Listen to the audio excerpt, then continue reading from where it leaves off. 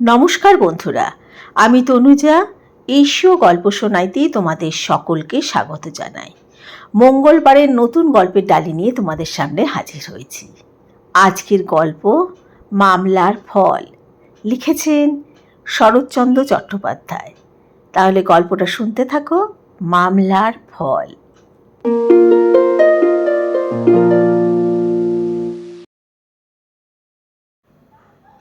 বুড়া বৃন্দাবন সামন্তর মৃত্যুর পরে তাহার দুই ছেলে শিবু ও শম্ভু সামন্ত প্রত্যহ ঝগড়া লড়াই করিয়া মাস ছয়েক একান্নে এক বাটিতে কাটাইল। তাহার পরে একদিন পৃথক হইয়া গেল।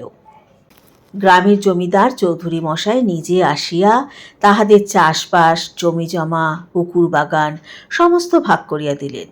ছোট ভাই সুমুখের পুকুরের ওধারে খান দুই মাটির ঘর তুলিয়া ছোট বউ এবং ছেলেপুলে লইয়া বাস্তু ছাড়িয়া উঠিয়া গেল। সমস্তই ভাগ হইয়াছিল, শুধু একটা ছোট বাঁশঝাড় ভাগ হইতে পাইল না।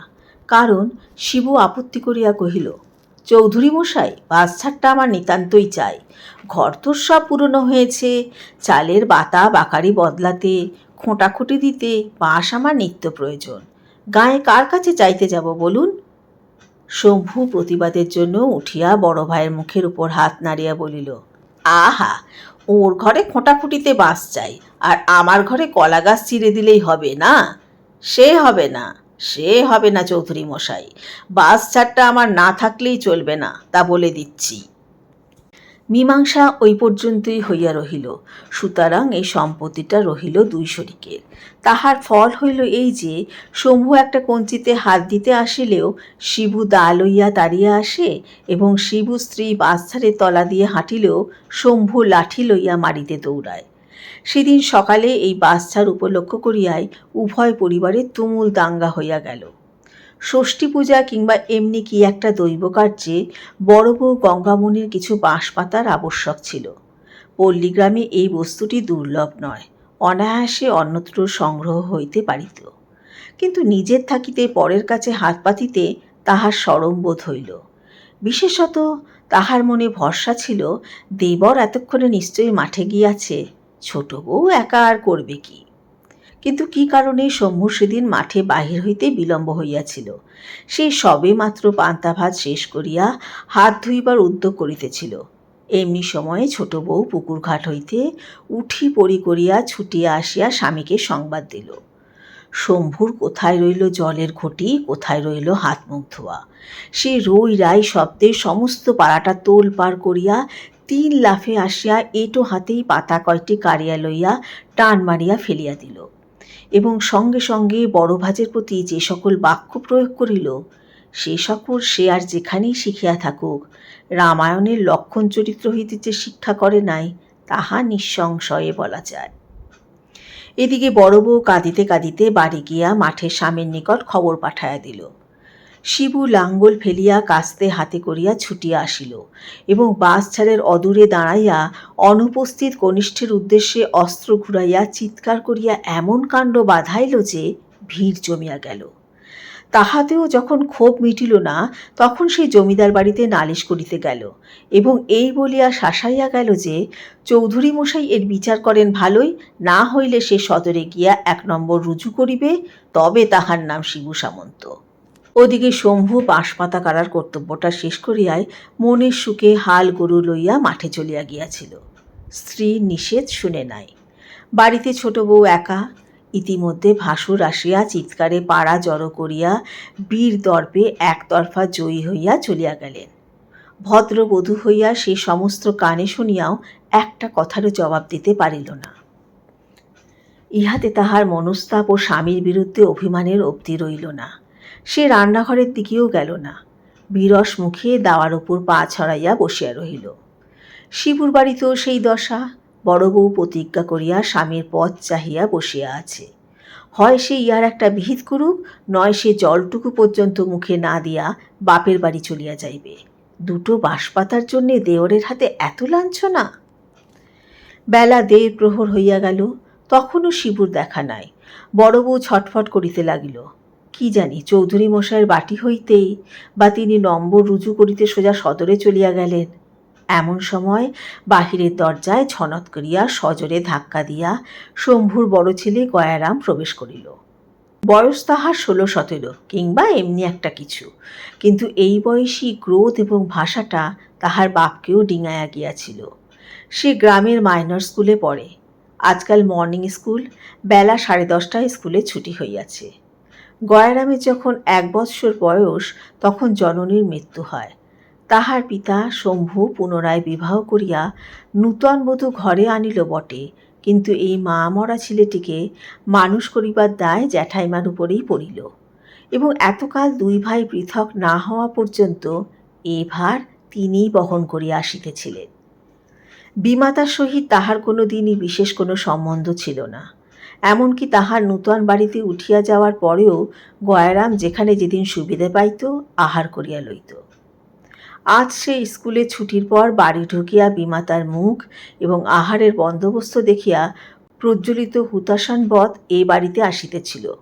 জ্যাঠাইমার মুখ দেখিয়া তাহার সে আগুনে জল পড়িল না, কেরোসিন পড়িল। সে কিছুমাত্র ভূমিকা না করিয়াই কহিল, ভাত দে জ্যাঠাইমা। জ্যাঠাইমা কথা কহিলেন না, যেমন বসিয়াছিলেন তেমনি বসিয়া রহিলেন। ক্রুদ্ধ গয়ারা মাটিতে একটা পা ঠুকিয়া বলিল, ভাত দিবি না দিবি নে তা বল।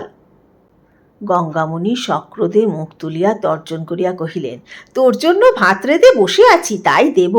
বলি তোর সৎমা আবাকে ভাত দিতে পারলে না যে এখানে এসেছি সাঙ্গামা করতে? গয়ারাম চেঁচাইয়া বলিল, সে আবাগির কথা জানি নে, তুই দিবি কিনা বল। না দিবি তো চললুম আমি তোর সব হাঁড়িকুড়ি ভেঙে দিতে। বলিয়া সে গোলার নিচে চেলা কাঠের গাদা হইতে একটা কাঠ তুলিয়া সবেগে রন্ধনশালার অভিমুখে চলিল। জ্যাঠাইমা সভয়ে চিৎকার করিয়া উঠিলেন, গয়া, হারামজাদা দস্যি, বাড়াবাড়ি করিস নে বলছি। 2 দিন হয়নি আমি নতুন হাঁড়িকুড়ি কেড়েছি।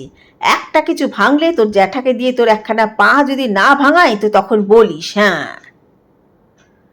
গয়ারাম রান্নাঘরের শিকলটায় গিয়া হাত দিয়াছিল। হঠাৎ একটা নতুন কথা মনে পড়ায় সে অপেক্ষাকৃত শান্তভাবে ফিরিয়া আসিয়া বলিল, আচ্ছা, ভাত না দিস না দিবি, আমি চাই নে। নদীর ধারে বটতলায় বামুনদের মেয়েরা সব ধামা ধামা চিড়ে মুরগি নিয়ে পুজো করছে। যে চাইছে দিচ্ছে, দেখে এলুম। আমি চললুম তেনাদের কাছে। গঙ্গামণি তৎক্ষণাৎ মনে পড়িয়া গেল আজ অরণ্য ষষ্ঠী, এবং এক মুহূর্তেই তাহার মেজাজ কড়ি হইতে কোমলে নামিয়া আসিল। তথাপি মুখের জোর রাখিয়া কহিলেন, তাই জানা, কেমন খেতে পাস দেখি। দেখিস তখন, বলিয়া গয়া একখানা ছেঁড়া গামছা টানিয়া লইয়া সেটা কোমরে জড়াইয়া প্রস্থানের উদ্যোগ করিতেই গঙ্গামণি উত্তেজিত হইয়া বলিলেন, আজ ষষ্ঠীর দিনে পরের ঘরে চেয়ে খেলে তোর কি দুর্গতি করি তা দেখি শতবাগা। গয়া জবাব দিল না। রান্নাঘরে ঢুকিয়া 1 খামচা তেল লইয়া মাথায় ঘষিতে ঘষিতে বাহির হইয়া যায় দেখিয়া জ্যাঠাইমা উঠোনে নামিয়া আসিয়া ভয় দেখাইয়া কহিলেন, দস্যি কথাকার, ঠাকুর দেবতার সঙ্গে গোয়ার তুমি? ডুব দিয়ে ফিরে না এলে ভালো হবে না বলে দিচ্ছি। আজ আমি রেগে রয়েছি। কিন্তু গয়ারাম ভয় পাইবার ছেলে নয়। সে শুধু দাঁত বাহির করিয়া জ্যাঠাইমাকে বৃদ্ধাঙ্গুষ্ঠ প্রদর্শন করিয়া ছুটিয়া চলিয়া গেল। গঙ্গামণি তাহার পিছনে পিছনে রাস্তা পর্যন্ত আসিয়া চেঁচাইতে লাগিলেন, আজ ষষ্ঠীর দিনে কার ছেলে ভাত খায় যে তুই ভাত খেতে চাস? পাটালি গুড়ের সন্দেশ দিয়ে, চাপা কলা দিয়ে, দুধ দই দিয়ে ফলার করা চলে না যে। তুই যাবি পরের ঘরে চেয়ে খেতে? কৈবর্তের ঘরে তুমি এমনি নবাব জন্মেছ?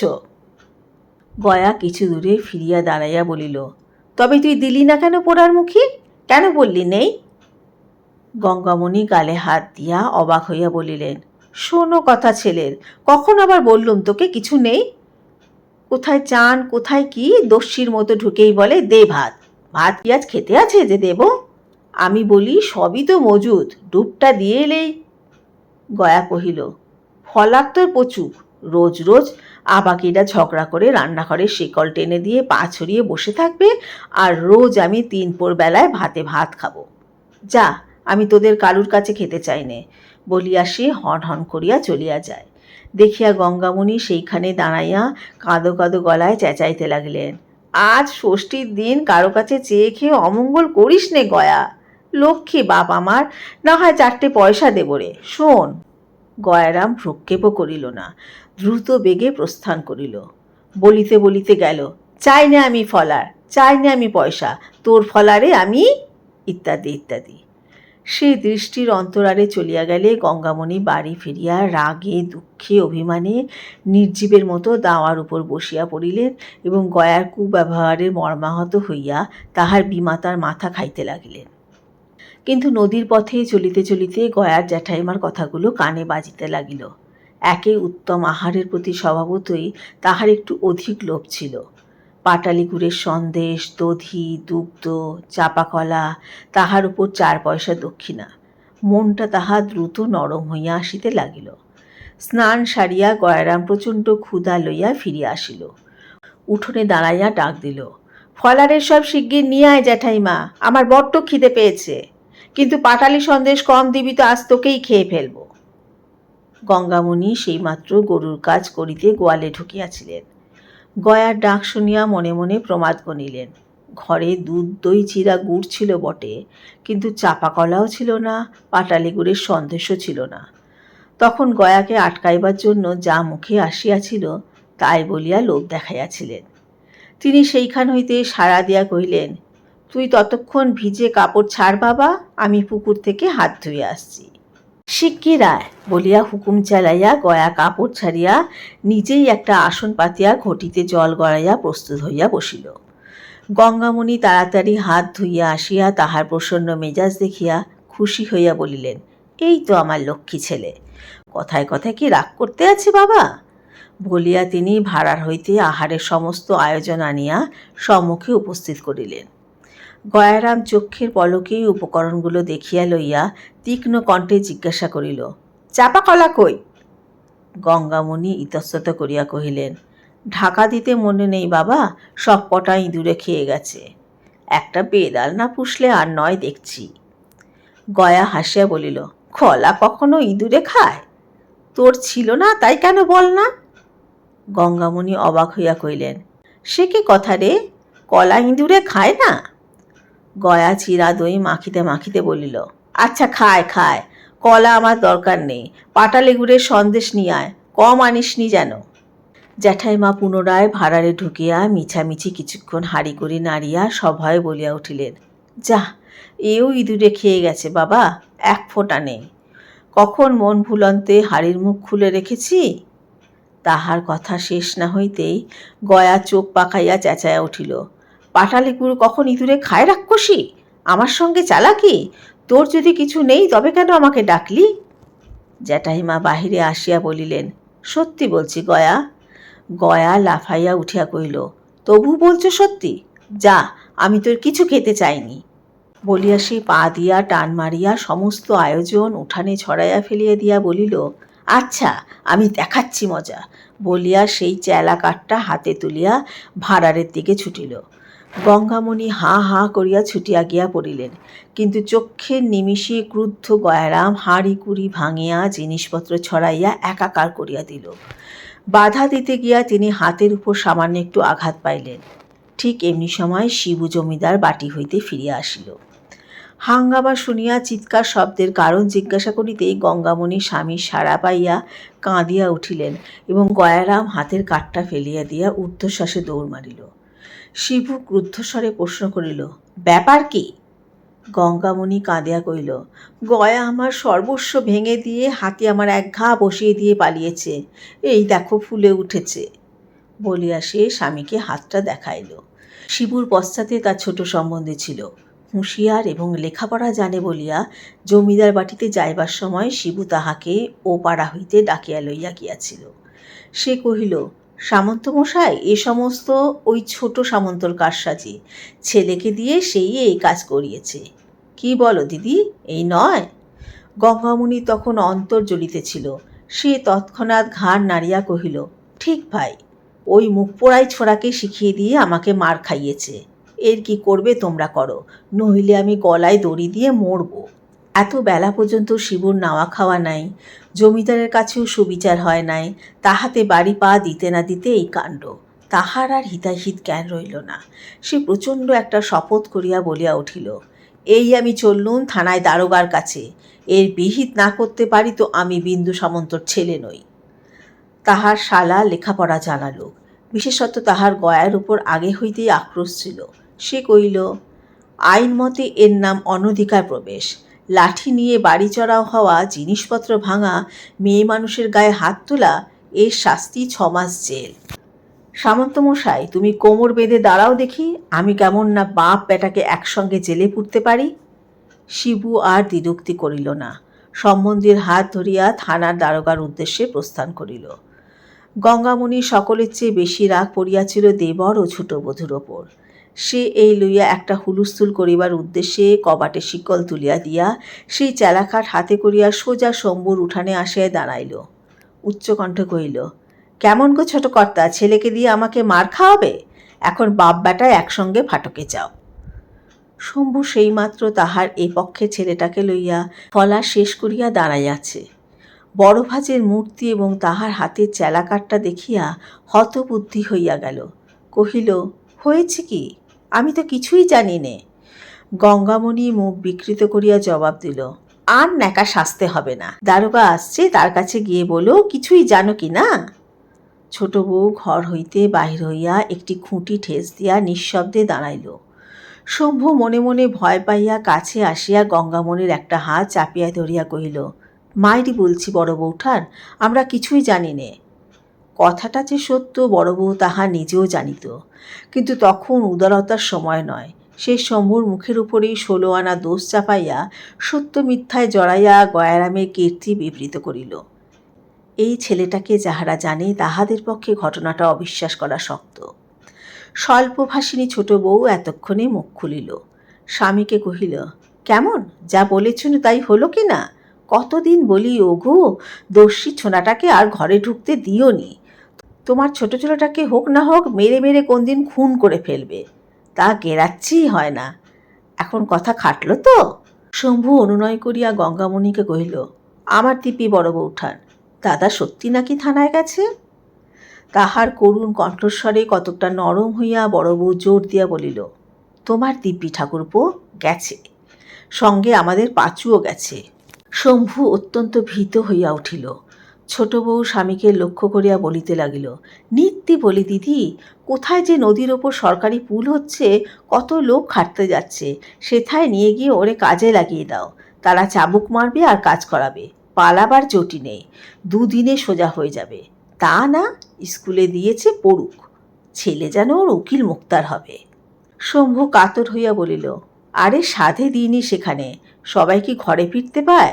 অর্ধেক লোক মাটি চাপা হয়ে কোথায় তলিয়ে যায়, তার তল্লাশি মেলে না। ছোট বউ বলিল, তবে বাপ বেটাতে মিলে ফাটকে খাটকে যাও। বড় বউ চুপ করিয়া রহিল। শম্ভু তাহার হাতটা ধরিয়া বলিল, আমি কালই ছোড়াকে নিয়ে গিয়ে পাঁচলার পুলে কাজে লাগিয়ে দেব। বউঠান, দাদাকে ঠান্ডা করো, আর এমন হবে না। তাহার স্ত্রী কহিল, ঝগড়াঝাটি তো শুধু ওই ড্যাকরার জন্যে। তোমাকেও তো কতবার বলেছি দিদি, ওকে ঘরে ধরে ঢুকতে দিও না, আশকারা দিও না। আমি বলি নে তাই, নইলে ও মাসে তোমাদের মর্তমান কলার কাঁদিটে রাত্রিরে কে কেটে নিয়েছিল? সে তো ওই দস্যি। যেমন কুকুর তেমন মুগুর না হলে কি চলে? পুলের কাছে পাঠিয়ে দাও, পাড়া জুড়ুক। শম্ভু মাতৃদিব্য করিল যে কাল যেমন করিয়া হোক ছোড়াকে গ্রাম ছাড়া করিয়া তবে সে জল গ্রহণ করিবে। গঙ্গামণি এ কথাতেও কোনো কথা কহিল না, হাতের কাঠটা ফেলিয়া দিয়া নিঃশব্দে বাড়ি ফিরিয়া গেল। স্বামী ভাই এখনও অভুক্ত। অপরাহ্ন বেলায় সে বিষণ্ণ মুখে রান্নাঘরে দৌড়ে বসিয়া তাহাদেরই খাবার আয়োজন করিতেছিল। গয়ারাম উঁকি ঝুঁকি মারিয়া নিঃশব্দ পদে প্রবেশ করিল। বাটিতে আর কেহ নাই দেখিয়া সে সাহসে ভর করিয়া একেবারে পিছনে আসিয়া ডাক দিল, জ্যাঠাইমা। জ্যাঠাইমা চমকিয়া উঠিলেন, কিন্তু কথা কহিলেন না। গয়ারাম অদূরে ক্লান্তভাবে ধপাস করিয়া বসিয়া পড়িয়া কহিল, আচ্ছা যা আছে তাই দে, আমার বড্ড খিদে পেয়েছে। খাবার কথায় গঙ্গামণির শান্ত ক্রুদ্ধ মুহূর্তে প্রজ্বলিত হইয়া উঠিল। তিনি তাহার মুখের প্রতি না চাহিয়াই শখ ক্রোধে বলিয়া উঠিলেন, বেহায়া পোড়ার মুখো, আবার আমার কাছে এসেছিস খিদে বলে? দূর হ এখান থেকে। গয়া বলিল, দূর হব তোর কোথায়? জ্যাঠাইমা ধমক দিয়া কহিলেন, হারামজাদা নচ্ছাড়, আমি আবার দেব তোকে খেতে? গয়া বলিল, তুই দিবি না তো কে দেবে? কেন, তুই ইঁদুরের দোষ দিয়ে মিছে কথা বললি? কেন ভালো করে বললি নি, বাবা এই দিয়ে খা, আজ আর কিছু নেই। তাহলে তো আমার রাগ হয় না। দে না খেতে শিগগির, রাক্ষসী, আমার পেট জ্বলে গেল। জ্যাঠাইমা ক্ষণকাল মৌন থাকিয়া মনে মনে একটু নরম হইয়া বলিলেন, পেট জ্বলে থাকে তো সৎমার কাছে যা। বিমাতার নামে গয়া চক্ষের পলকে আগুন হইয়া উঠিল। বলিল, সে আবাগির নাকি আমি আর মুখ দেখব? শুধু ঘরে আমার ছিপটা আনতে গেছি। বলে, দূর দূর, এবার জেলের ভাত খেগে যা। আমি বললুম, তোদের ভাত আমি খেতে আসিনি, আমি জ্যাঠাইমার কাছে যাচ্ছি। ওরার মুখে কম শয়তান? ওই গিয়ে লাগিয়েছে বলেই তো বাবা তোর হাত থেকে বাঁশপাতা কেড়ে নিয়েছে। বলিয়া সে সজোরে মাটিতে একটা পা তুলিয়া কহিল, তুই রাক্ষসী নিজে পাতা আনতে গিয়ে অপমান হলি? কেন আমায় বললিনি? ওই বাচ্চার সমস্ত আমি যদি না আগুন দিয়ে পোড়াই তো আমার নাম গয়া নয়, তা দেখিস। আবাগে আমাকে বললে কি জানিস জ্যাঠাইমা? বলে, তোর জ্যাঠাইমা থানায় খবর পাঠিয়েছে, দারোগা এসে বেঁধে নিয়ে তোকে জেলে দেবে। শুনলি কথা হতবাগির? গঙ্গামণি কহিলেন, তোর জ্যাঠামশাই পাঁচুকে সঙ্গে নিয়ে গেছেই তো থানায়, তুই আমার গায়ে হাত তুলিস, এত বড় তোর আসপর্দা? পাঁচু আমাকে গয়া একেবারে দেখতে পারিত না, সে আবার যোগ দিয়াছে শুনিয়া জ্বলিয়া উঠিয়া বলিল, কেন তুই রাগের সময় আমায় আটকাতে গেলি? গঙ্গামণি বলিলেন, তাই আমাকে মারবি? এখন যা, ফাটকে বাধা থাকবে যা। গয়া বৃদ্ধাঙ্গুষ্ঠ দেখিয়া বলিল, তুই আমাকে ফাটকে দিবি? দে না, দিয়ে একবার মজা দেখ না, আপনি কেঁদে কেঁদে মরে যাবি, আমার কি হবে? গঙ্গামণি কহিলেন, আমার বয়ে গেছে কাঁদতে, যা আমার সুমুখ থেকে, যা বলছি। সত্তর বালাই কোথাকার। গয়া চেঁচাইয়া কহিল, তুই আগে খেতে দে না, তবে তো যাব। কখন সাত সকালে দুটি মুড়ি খেয়েছি বলতো, খিদে পায় না আমার।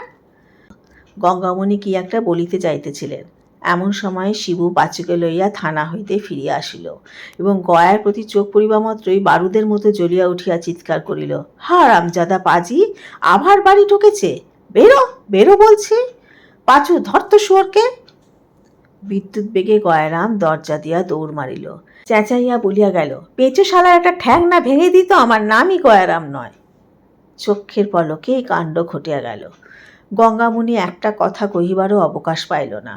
ক্রুদ্ধ শিবু স্ত্রীকে বলিল, তোর আশকারা পেয়েই ও এমন হচ্ছে, আর যদি কখনো হারামজাদাকে বাড়ি ঢুকতে দিস তো তোর অতি বড় দিব্য রইল। পাঁচু বলিল, দিদি, তোমাদের কি?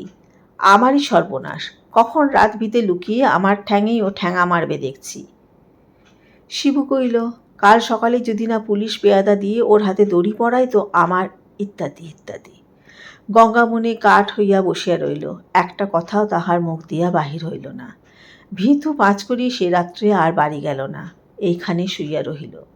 পরদিন বেলা 10টার সময় ক্রোশ 2 দূরের পথ হইতে দারোগাবাবু উপযুক্ত দক্ষিণাদি গ্রহণ করিয়া পালকি চড়িয়া কনস্টেবল ও চৌকিদারাদি সমবিব্যাহারে সরজমিনে তদন্ত করিতে উপস্থিত হইলেন।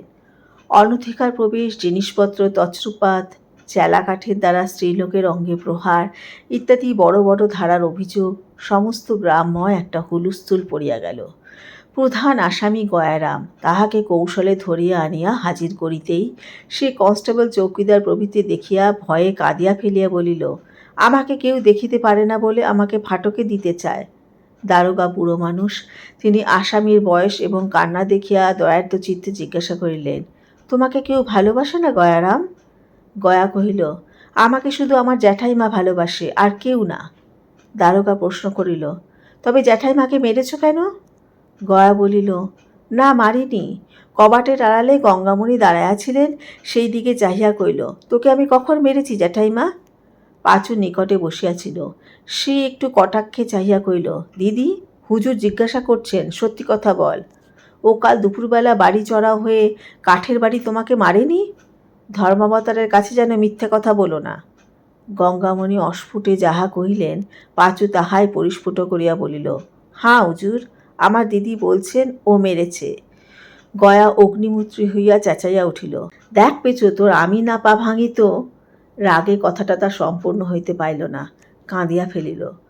পাঁচু উত্তেজিত হইয়া বলিয়া উঠিল, দেখলেন হুজুর, দেখলেন, হুজুরের সম্মুখেই বলছে পা ভেঙে দেবে, আড়ালে ও খুনও করতে পারে, ওকে বাঁধবার হুকুম হোক। দারোগা শুধু একটু হাসিলেন। গয়া চোখ মুছিতে মুছিতে বলিল, আমার মা নেই তাই, নইলে। এবারেও কথাটা তাহার শেষ হইতে পারিল না। যে মাকে তাহার মনেও নাই, মনে করিবার কখনো প্রয়োজনও হয় নাই, আজ বিপদের দিনে অকস্মাৎ তাহাকেই ডাকিয়া সেই ঝরঝর করিয়া কাঁদিতে লাগিল। দ্বিতীয় আসামি শম্ভুর বিরুদ্ধে কোনো কথাই প্রমাণ হইল না। দারোগাবাবু আদালতে নালিশ করিবার হুকুম দিয়া রিপোর্ট লিখিয়া লইয়া চলিয়া গেলেন। পাঁচু মামলা চালানো, তাহার যথারীতি তদবিরাদির দায়িত্ব গ্রহণ করিল এবং তাহার ভগিনীর প্রতি গুরুতর অত্যাচারের জন্য গয়ার যে কঠিন শাস্তি হইবে এই কথা চতুর্দিকে বলিয়া বেড়াইতে লাগিল। কিন্তু গয়া সম্পূর্ণ নিরুদ্দেশ। পাড়া প্রতিবেশীরা শিবুর এই আচরণে অত্যন্ত নিন্দা করিতে লাগিল।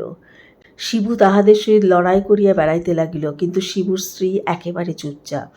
সেদিন গয়া দুঃসম্পর্কের এক মাসি খবর শুনিয়া শিবুর বাড়ি বহিয়া তাহার স্ত্রীকে যা ইচ্ছা তাই বলিয়া গালিগালাজ করিয়া গেল। কিন্তু গঙ্গামণি একেবারে নির্বাক হইয়া রহিল। শিবু পাশের বাড়ির লোকের কাছে একথা শুনিয়া রাগ করিয়া স্ত্রীকে কহিল, তুই চুপ করে রইলি, একটা কথাও বললি নে? শিবু স্ত্রী কহিল, না। শিবু বলিল, আমি বাড়ি থাকলে মাগিকে ঝাঁটাপ্যাটা করে ছেড়ে দিত। তাহার স্ত্রী কহিল, তাহলে আজ থেকে বাড়িতেই বসে থেকো, আর কোথাও বেরিও না, বলিয়া নিজের কাজে চলিয়া গেল। সেদিন দুপুরবেলায় শিবু বাড়ি ছিল না। শম্ভু আসিয়া বাচ্চার হইতে গোটা কয়েক বাঁশ কাটিয়া লইয়া গেল। শব্দ শুনিয়া শিবু স্ত্রী বাহিরে আসিয়া স্বচক্ষে সমস্ত দেখিল, কিন্তু বাধা দেওয়া দূরে থাকুক, আজ সে কাছেও ঘেঁষিল না। নিঃশব্দে ঘরে ফিরিয়া গেল। দিন দুই পরে সংবাদ শুনিয়া শিবু লাফাইতে লাগিল। স্ত্রীকে আসিয়া কহিল, তুই কি কানের মাথা খেয়েছিস? ঘরের পাশ থেকে সে বাঁশ কেটে নিয়ে গেল, আর তুই টের পেলিনি? তাহার স্ত্রী বলিল, কেন টের পাব না? আমি চোখেই তো সব দেখেছি। শিবু ক্রুদ্ধ হইয়া কহিল, তবু আমাকে তুই জানালি নে? গঙ্গামণি বলিল, জানাবো আবার কি? বাচ্চার কি তোমার একার? ঠাকুরপো তাতে ভাগ নেই? শিবু বিস্ময়ে হতবুদ্ধি হইয়া শুধু কহিল, তোর কি মাথা খারাপ হয়ে গেছে? সেদিন সন্ধ্যার পর পাঁচু সদর হইতে ফিরিয়া আসিয়া শ্রান্তভাবে ধপ করিয়া বসিয়া পড়িল। শিবু গরুর জন্য খড় কুচাইতেছিল। অন্ধকারে তাহার মুখের চোখের চাপা হাসি লক্ষ্য করিল না। সভয়ে জিজ্ঞাসা করিল, কি হলো? পাঁচু গাম্ভীর্যের সহিত একটু হাস্য করিয়া কহিল, পাঁচু থাকলে যা হয় তাই। ওয়ারিন বের করে তবে আসছি, এখন কোথায় আছে জানতে পারলেই হয়। শিবুর কি এক প্রকার ভয়ানক জিদ চড়িয়া গিয়াছিল। সে কহিল, যত খরচ হোক ছোঁড়াকে ধরাই চাই, তাকে জেলে পুরে তবে আমার অন্য কাজ। তারপরে উভয়ের নানা পরামর্শ চলিতে লাগল। কিন্তু রাত্রি 11টা বাজিয়া গেল। ভিতর হইতে আহারের আহ্বান আসে না দেখিয়া শিবু আশ্চর্য হইয়া রান্নাঘরে গিয়া দেখিল ঘর অন্ধকার। শোবার ঘরে ঢুকিয়া দেখিল স্ত্রী মেজের উপর মাদুর পাতিয়া শুইয়া আছে। ক্রুদ্ধ এবং আশ্চর্য হইয়া জিজ্ঞাসা করিল, খাবার হয়ে গেছে তো আমাদের ডাকিসনি কেন? গঙ্গামণি ধীরে সুস্থে পাশ ফিরিয়া বলিল, কে রাতলে যে খাবার হয়ে গেছে? শিবু তর্জন করিয়া প্রশ্ন করিল, রাঁধিসনি এখনো? গঙ্গামণি কহিল, না, আমার শরীর ভালো নেই, আজ আমি পারব না। নিদারুণ ক্ষুধায় শিবুর নাড়ি জ্বলিতেছিল। সে আর সহিতে পারিল না। শায়িত স্ত্রীর পিঠের উপর একটা লাথি মারিয়া বলিল, আজকাল রোজ অসুখ, রোজ পারব না, পারবি না তো বেরো আমার বাড়ি থেকে। গঙ্গামণি কথাও কহিল না, উঠিয়াও বসিল না। যেমন শুইয়াছিল তেমনি পড়িয়া রহিল। সে রাত্রে শালা ভগ্নিপতি কাহারও খাওয়া হইল না। সকালবেলা দেখা গেল গঙ্গামণি বাটিতে নাই। এদিকে ওদিকে কিছুক্ষণ খোঁজাখুঁজির পর পাঁচু কহিল, দিদি নিশ্চয়ই আমাদের বাড়ি চলে গেছে। স্ত্রীর এই প্রকার আকস্মিক পরিবর্তনের হেতু শিবু মনে মনে বুঝিয়াছিল বলিয়া তাহার বিরক্তিও যেমন উত্তরোত্তর বাড়িতে ছিল, নালিশ মোকদ্দমার প্রতি ঝোঁকও তেমনি খাটো হইয়া আসিতেছিল। সে শুধু বলিল, চুলোই যাক, আমার খোঁজ খবর দরকার নেই। বিকেলবেলা খবর পাওয়া গেল গঙ্গামণি বাপের বাড়ি যায় নাই। পাঁচু ভরসা দিয়া কহিল, তাহলে নিশ্চয়ই পিসিমার বাড়ি চলে গেছেন। তাহাদের এক বড়লোক পিসি ক্রোশ 5-6 দূরে একটা গ্রামে বাস করিতেন। পূজা পর্ব উপলক্ষে তিনি মাঝে মাঝে গঙ্গামণিকে লইয়া যাইতেন। শিবু স্ত্রীকে অত্যন্ত ভালোবাসিত। সে মুখে বলিল বটে যেখানে খুশি যাককে, মরুককে, কিন্তু ভিতরে ভেতরে অনুতপ্ত এবং উৎকণ্ঠিত হইয়া উঠিল। তবুও রাগের উপর দিন 5-6 কাটিয়া গেল। এদিকে কাজকর্ম লইয়া, গরু বাছুর লইয়া সংসার তাহার এক প্রকার অচল হইয়া উঠিল। একটা দিনও আর কাটে না এমনি হইল। 7 দিনের দিন সে আপনি গেল না বটে, কিন্তু নিজের পৌরুষ বিসর্জন দিয়া পিসির বাড়িতে গরুর গাড়ি পাঠাইয়া দিল। পরদিন শূন্য গাড়ি ফিরিয়া আসিয়া সংবাদ দিল সেখানে কেহ নাই। শিবু মাথায় হাত দিয়া বসিয়া পড়িল। সারাদিন স্নানাহার নাই, মরার মতো একটা তক্তপোষের ওপর পড়িয়াছিল। পাঁচু অত্যন্ত উত্তেজিতভাবে ঘরে ঢুকিয়া কইল, সামন্তমশাই, সন্ধান পাওয়া গেছে। শিবু ধরমর করিয়া উঠিয়া বসিয়া কইল, কোথায়? কে খবর দিলে? অসুখ বিসুখ কিছু হয়নি তো? গাড়ি নিয়ে চল না, এখনই দুজনে যাই। পাঁচু বলিল, দিদির কথা নয়, গয়ার সন্ধান পাওয়া গেছে। শিবু আবার শুইয়া পড়িল, কোনো কথা কইল না। তখন পাঁচু বহু প্রকারে বুঝাইতে লাগিল যে এই সুযোগ কোনো মতে হাতছাড়া করা উচিত নয়। দিদি তো একদিন আসবেই, কিন্তু তখন আর এ বেটাকে বাগে পাওয়া যাবে না। শিবু উদাস কণ্ঠে বলিল, এখন থাকবে পাঁচু, আগে সে ফিরে আসুক, তারপরে। পাঁচু বাধা দিয়া কইল, তারপরে কি আর হবে সামন্তমশাই? বরঞ্চ দিদি ফিরে আসতে না আসতে কাজটা শেষ করা চাই। সে এসে পড়লে হয়তো আর হবেই না। শিবু রাজি হইল, কিন্তু আপনার খালি ঘরের দিকে চাহিয়া পরের উপর প্রতিশোধ লইবার জোর সে আর কোনো মতেই নিজের মধ্যে খুঁজিয়া পাইতেছিল না। এখন পাঁচুর জোর ধার করিয়াই তাহার কাজ চলিতেছিল। পরদিন রাত্রি থাকিতেই তাহারা আদালতের পেয়াদা প্রভৃতি লইয়া বাহির হইয়া পড়িল। পথে পাঁচু জানাইল, বহু দুঃখে খবর পাওয়া গেছে শম্ভু তাহাকে 5 লাখ সরকারি পুলের কাজে নাম ভাড়াইয়া ভর্তি করিয়া দিয়াছে। সেখানেই তাহাকে গ্রেপ্তার করিতে হইবে। শিবু বরাবর চুপ করিয়াই ছিল, তখনও চুপ করিয়া রইল। তাহারা গ্রামে যখন প্রবেশ করিল তখন বেলা দ্বিপ্রহর। গ্রামের এক প্রান্তে প্রকাণ্ড মাঠ, লোকজন, লোহা লক্কর, কলকারখানায় পরিপূর্ণ। সর্বত্রই ছোট ছোট ঘর বাঁধিয়া জনমজুরিরা বাস করিতেছে। অনেক জিজ্ঞাসাবাদের পর একজন কহিল, যে ছেলেটি সাহেবের বাংলা লেখাপড়ার কাজ করেছে সে তো? তার ঘর ওই যে, বলিয়ে একখানা ক্ষুদ্র কুটির দেখাইয়া দিলে। তাহারা গুড়ি মারিয়া পা টিপিয়া অনেক কষ্টে তাহার পাশে আসিয়া দাঁড়াইল। ভিতরে গয়ারামের গলা শুনিতে পাওয়া গেল। পাঁচু পুলকে উচ্ছ্বসিত হইয়া পেয়াদা এবং শিবুকে লইয়া বীর দর্পে অকস্মাৎ কুটিরের উন্মুক্ত দ্বার রোধ করিয়া দাঁড়াইবা মাত্রই তাহার সমস্ত মুখ বিস্ময়ে, ক্ষোভে, নিরাশায় কালো হইয়া গেল। তাহার দিদি ভাত বাড়িয়া দিয়া একটা হাত পাখা লইয়া বাতাস করিতেছে এবং গয়ারাম ভোজনে বসিয়াছে। শিবুকে দেখিতে পাইয়া গঙ্গামণি মাথায় আঁচলটা তুলিয়া দিয়া শুধু কহিল, তোমরা একটু জিরিয়ে নিয়ে নদী থেকে নিয়ে এসো গে, আমি ততক্ষণ আর এক হাঁড়ি ভাত চড়িয়ে দিই। মা না হয়েও যে মায়ের বিশেষ অনুভূতির প্রকাশ গয়ারামের প্রতি, সেটা এই গল্পের মূল আকর্ষণ। কি বলো বন্ধুরা? পরিবারের বিভাজন বা ঝগড়া অশান্তি কোনো কিছুই মায়ের মায়া মমতাকে বিন্দুমাত্র স্পর্শ করতে পারে না। এতক্ষণ আমার গল্প পাঠ শোনার জন্য আন্তরিক ধন্যবাদ জানাই তোমাদের। কেমন লাগলো আজকের গল্প? যদি আমার গল্প পাঠ ভালো লেগে থাকে তাহলে আমার চ্যানেলটিকে সাবস্ক্রাইব করে, লাইক করে, পাশে থাকা বেল আইকনটি ক্লিক করে দিও। তাহলে যখনই আমি নতুন গল্প দেব তোমাদের কাছে নোটিফিকেশন পৌঁছে যাবে। আজকের মতো বিদায়। আবার সামনের মঙ্গলবার নতুন কোনো গল্প নিয়ে তোমাদের সামনে হাজির হব। তোমরা খুব ভালো থেকো, আনন্দে থেকো, সুস্থ থেকো।